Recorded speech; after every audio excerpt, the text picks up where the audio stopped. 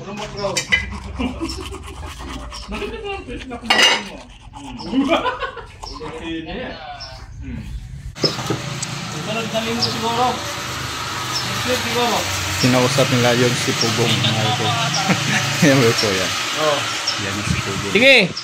Punta ka doon. Kinausap mga ito. Sige. Kalinan daw. Kalinan mo doon. Doon siguro nagbabahay. Mas double circle park ng kanina. Oo. Bukid-bukid na Shabu. Ano sa ganyan? Gawa sa sentro kanina niyo. Gawa sa double city. Oh, na Murag ba no? Murag Turil. Turil na district. Oh, matao. Punta kang Buda, Kidnon. Yan yung dami nilang ano dati. Yan yung dati. Marami silang vlog dati. Yung mga bundok yan, mga ita.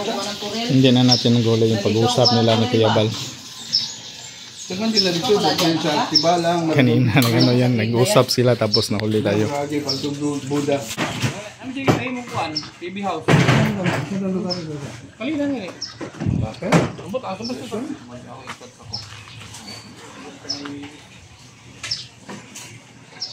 Ay, di ako punaga ko. May kontak pala sila ni Pugong mga idol. Hindi yan lang sila. Pupunta na po. Pupunta na po.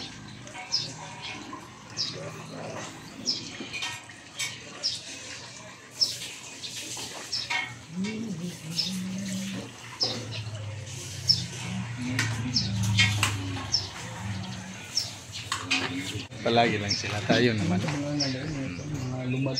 Yan pa rin nagmarulubos. Kadung ka ng kuhan.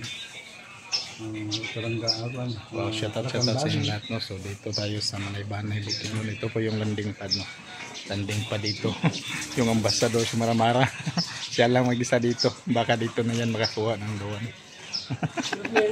Abangan lang natin kung anong mangyayari kaya dito.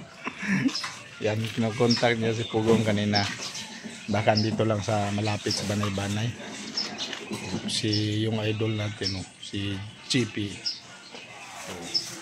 Shout out. Nag-prepare na.